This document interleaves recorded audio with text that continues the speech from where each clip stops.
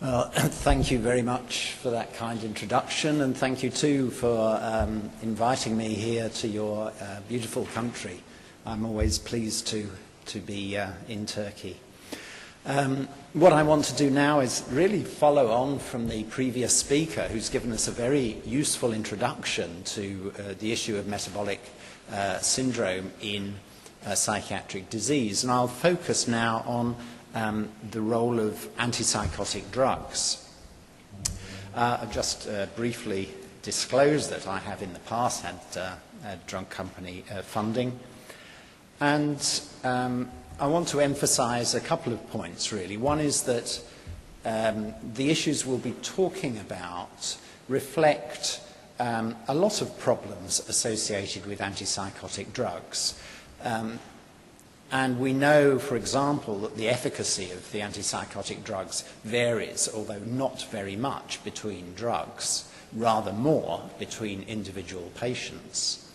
And, of course, the side effects of these drugs varies a lot between individual drugs and also a lot between individual patients. So we have to remember that although pharmacology is going to tell us a bit about the differences between drugs, we also have differences between individuals, and I'll be discussing that at the end of this talk. So what I'm going to talk about is briefly the metabolic morbidity of schizophrenia, the contribution of the disease and the contribution of antipsychotic drug treatment, and we've heard a little about the former. I'll talk especially about pharmacological mechanisms which are responsible for the differences between drugs in terms of weight gain and diabetes. And I'll finish off by talking briefly about genetic factors which underlie the individual differences between patients. We often think about the problem of weight gain and metabolic syndrome in the context of mortality, in the context of early death. And this study shows very clearly how important this problem is, that life expectancy at the age of 20 for somebody with a diagnosis of schizophrenia is lower than the general population by 22.5 years. So there's a huge reduction in life expectancy in patients with schizophrenia. That, surprisingly, is not associated specifically with antipsychotic drug use. And there are differences between drugs, although those differences may be mainly associated with differences in anti-suicidal effects. There were no drug differences in cardiovascular mortality. A more recent study shows that antipsychotic use and mortality show a U-curve relationship. So low or moderate antipsychotic use is associated with the lowest cardiovascular mortality in schizophrenia. Now, I interpret this as suggesting that low and moderate doses of antipsychotics have an effect on the cardiotoxicity of psychotic illness, and we'll discuss that a bit more.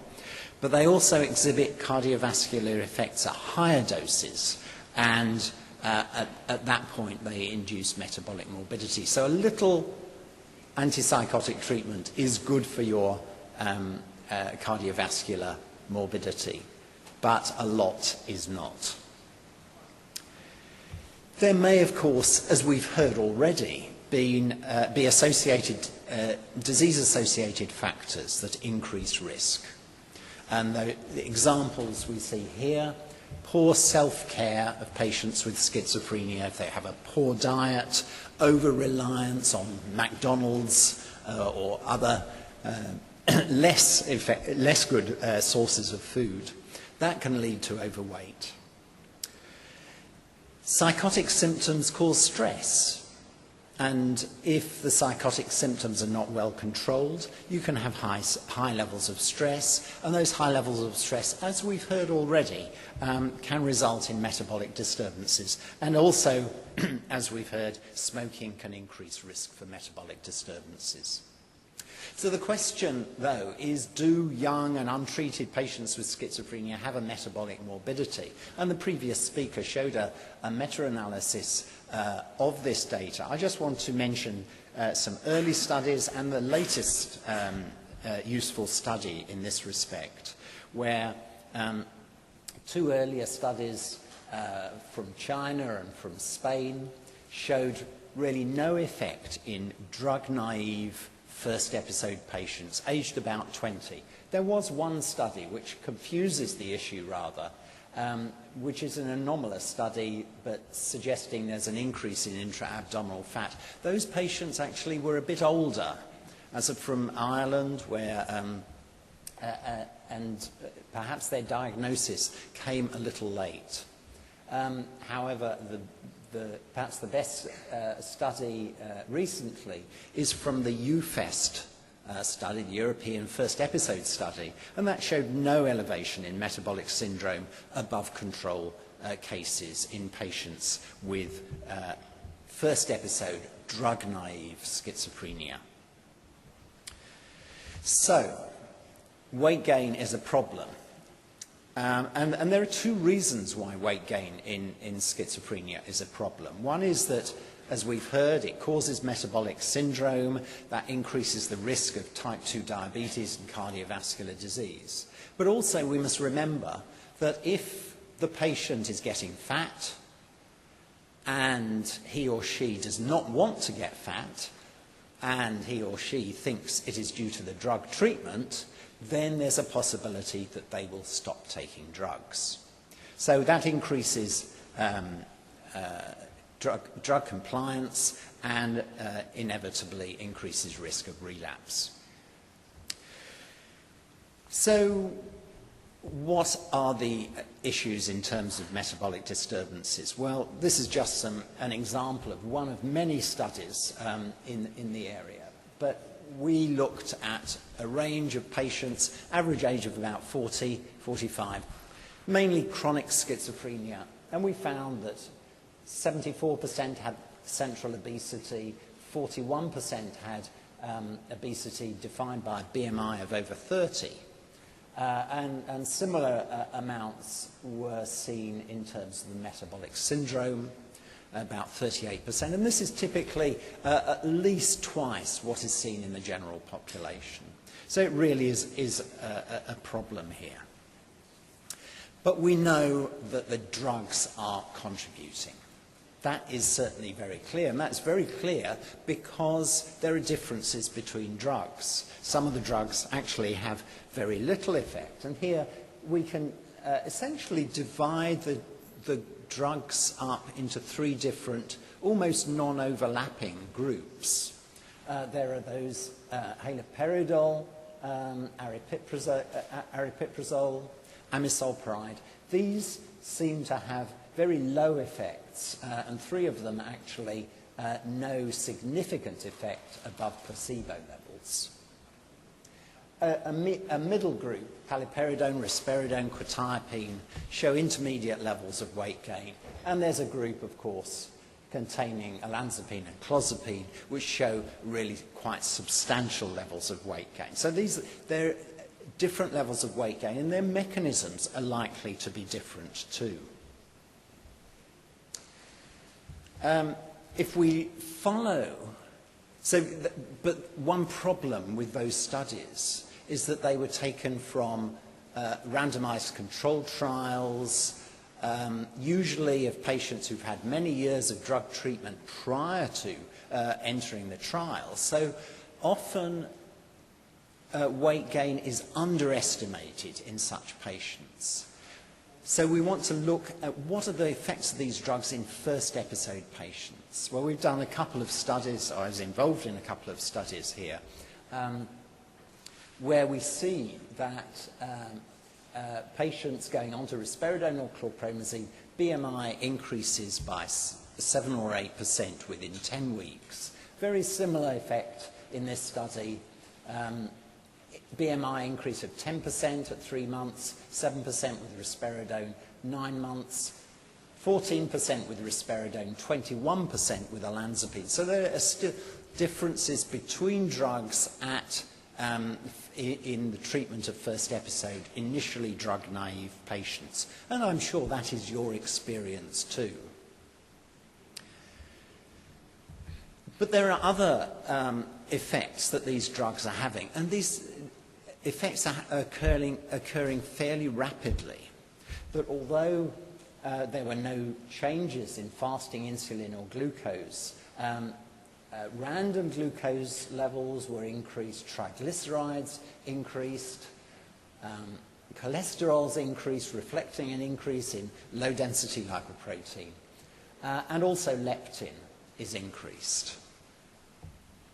So we can see that the consequences of antipsychotic drug treatment of drug-naive patients, so that there's a rapid weight gain, there's elevations of glucose and lipid markers, and there's an elevation of leptin secretion. Now, what is leptin? I think leptin's a hormone that is important in the regulation of food intake and body weight. And we see that from these poor animals. Here we see the mouse on the right, which hasn't got any leptin receptors and has a body weight of about 3 times that of a normal mouse.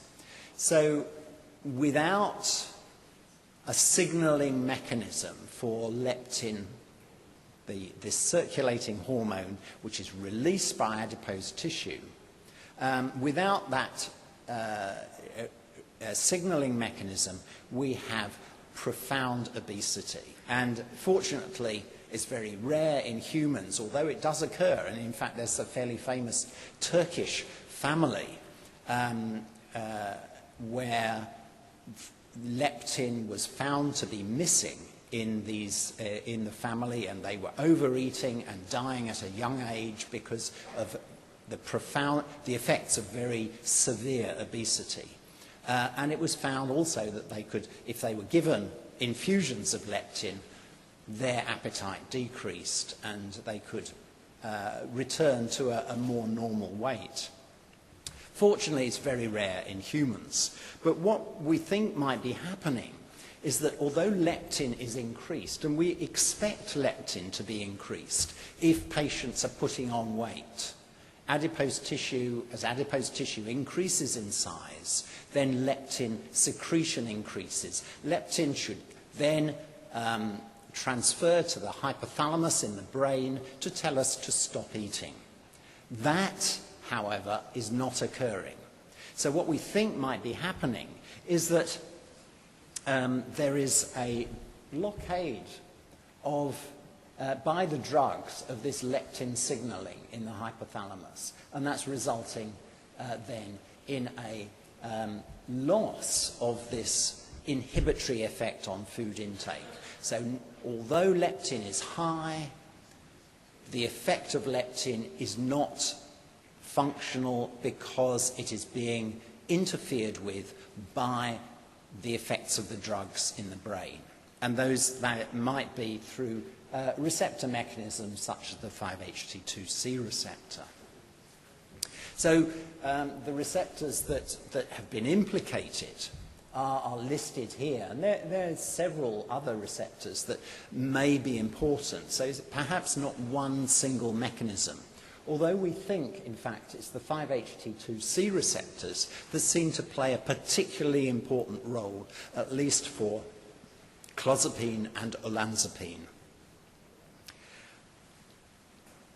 We find, certainly in animal studies, that we can mimic olanzapine-induced weight gain by giving a 5-HT2C antagonist along with haloperidol, which is essentially a dopamine antagonist. So what then are the mechanisms?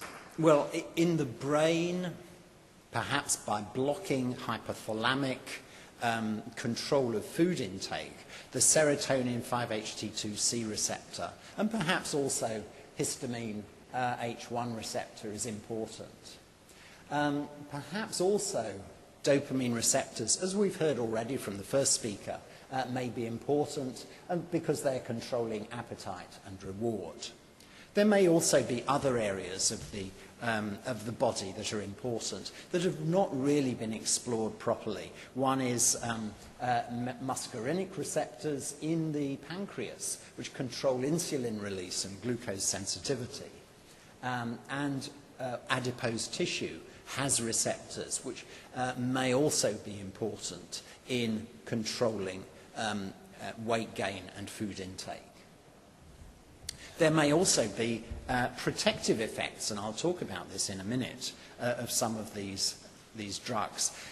We really haven't, however, got a good pharmacological background to understand all this. Many of these mechanisms have not been properly explored. So why is it that some drugs show severe weight gain and some drugs do not? Well, as I said, there may be protective pharmacological mechanisms that if aripiprazole and ziprasidone, not only do they not show an increase in body weight, but also they seem to protect against the effects of olanzapine in animals. And we see that in this animal study here.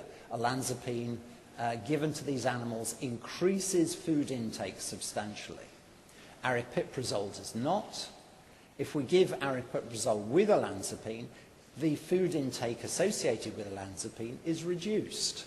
So that suggests that not only does aripiprazole not have this effect on increasing food intake, it may have a protective effect, blocking the increased food intake associated with olanzapine. So, and that of course has been observed in the clinic. Aripiprazole added to olanzapine, aripiprazole added to clozapine does seem to have protective effects in terms of increasing body weight. We don't understand the mechanisms, but that may be associated with the partial agonist effects of aripiprazole at D2 receptors and also perhaps at some of the 5-HT receptors. So that's one mechanism or one approach to treating drug-induced weight gain. Other approaches might, of course, be things like switching to a lower risk antipsychotic, or, as many people are exploring now, adjunctive treatment, additional treatment with some of the drugs that are used to treat obesity in the general population, like topiramate, orlistat, and so on. The best evidence, however, is for the use of metformin. Metformin, widely used in the treatment of diabetes and protection from diabetes. It seems there is substantial evidence now in the literature that as an add-on to antipsychotics that can reduce the risk of weight gain and eventual diabetes. There's also an interesting drug now available in America, which is a 5-HT2C agonist, which may protect against obesity and may be useful in the context of drug-induced, antipsychotic drug-induced weight gain. Of course, lifestyle changes are also important. Exercise and diet. These are difficult to apply to patients with schizophrenia, but where it has been done, similar effects as the effects of the antipsychotic drugs, as the effects of these adjunctive drugs have been observed. But most studies have really only investigated short-term effects. And what I want to say is that the British Association for Psychopharmacology will be introducing evidence-based guidelines soon for the management of weight gain and metabolic disturbances associated with antipsychotic drug treatment. So I hope in about 6 months' time this will be published, and it seems to be something that clinicians will be welcoming. I'd like to spend just a couple of minutes talking about diabetes. Diabetes risk seems to be elevated in patients with schizophrenia. And this is a very simple study where about 20,000 patients with schizophrenia were studied, and a simple question was asked: how many of these patients also had a diagnosis of diabetes? And then, of those patients, what drugs were they taking? And it seems that the risk of having diabetes with schizophrenia is particularly elevated with olanzapine, above risperidone and above the conventional antipsychotics. Olanzapine is 4 times more likely to cause diabetes than the conventional antipsychotics. So, as I've said, prevalence of diabetes in schizophrenia varies according to the drug treatment. Diabetes in schizophrenia is very complex, though, and there's probably 3 different etiologies at least. There is the long-term consequence of weight gain and metabolic syndrome, of course. But there is also an interesting observation of a hereditary relationship, which is independent of drug treatment. You know, unaffected relatives of people with schizophrenia have an elevated risk of diabetes. There is also an acute and rare and sometimes reversible diabetes, which can lead to ketoacidosis and death, which is seen with some drugs, particularly with clozapine and olanzapine. And those drugs may have direct effects on glucose regulation. That may be through effects on muscarinic receptors. And as we see, the relative effects of these drugs, clozapine and olanzapine, much higher relative affinity for the muscarinic receptors than most of the other drugs. Finally, I'd like to discuss the variability between individuals. And I'm sure this is something that you have seen in your clinical experience, that sometimes we can treat patients with olanzapine and they show no increase in body weight. Other patients, and here we have one extreme case, where there's an increase of 74% of their body weight in 9 months. So there's 2 very great extremes here. Both patients were taking olanzapine, both responding well to the drug treatment. So while we've been asking the question why antipsychotic drugs differ in their propensity to induce weight gain, which is a pharmacological question, maybe we should ask why individuals differ in their liability to drug-induced weight gain. And that's a genetic question.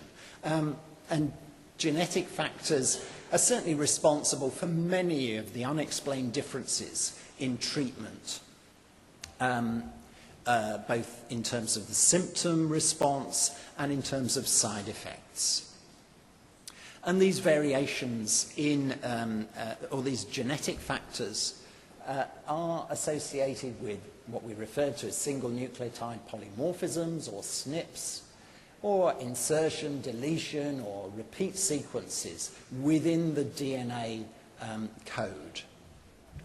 And pharmacogenetics is the study of the effects of these genetic variations on drug response. Well, our first study about 13 or 14 years ago now, we looked at drug-induced weight gain and looked at a polymorphism in the 5-HT2C receptor, which we knew had been implicated in obesity and diabetes in the general population. We looked at it in drug-naive patients and monitored their weight gain over a period of 10 weeks. And what we see is the genotype has a very strong effect on the initial increase in body weight over 6 weeks, and again over 10 weeks. So there are big differences between individuals that can be explained by this genetic polymorphism in the gene for the 5-HT2C receptor. Now, we've gone on to study a range of other receptors, genes. Gene for leptin, not surprisingly, is also important. MTHFR, FTO, which is the gene which was first identified as a gene underlying differences in obesity in the general population.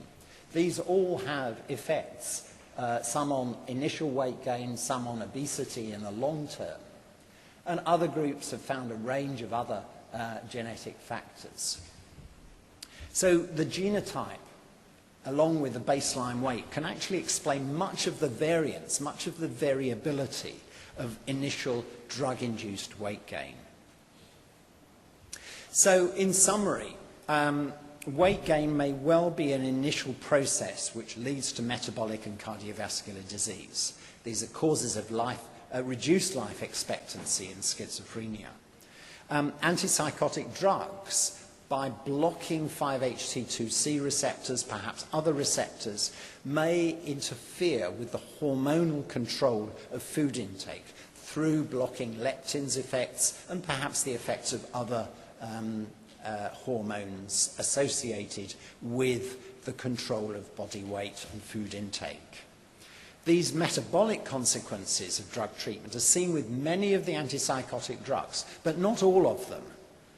And we must remember there's no class effect here.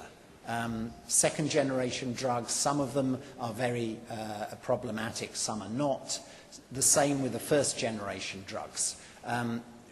Weight gain was first observed back in the 1950s with chlorpromazine. But there are several risk factors other than drug treatment which may influence the emergence of obesity. One, certainly there are modifiable risk factors like smoking, like diet, like exercise. These are ways we can intervene easily. But there are unmodifiable factors like genetic variability, which will, of course, lead to the opportunity to introduce genetic testing for the liability to cause weight gain in the future. So thank you very much for listening, and please ask me questions.